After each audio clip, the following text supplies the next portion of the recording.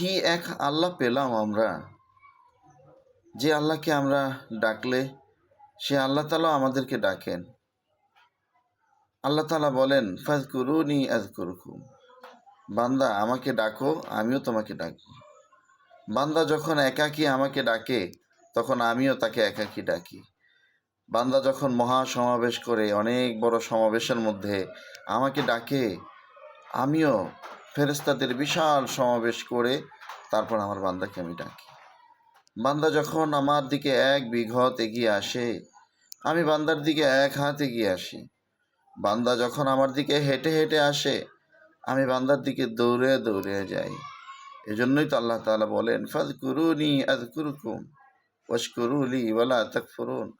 বান্দা যখন আমাকে ডাকে, তখন আমিও তাকে ডাকি, এবং বান্দা যখন আমার নেয়ামতের শুকরিয়া আদায় করে, আমি তার নেয়ামত বাড়ায় দিই।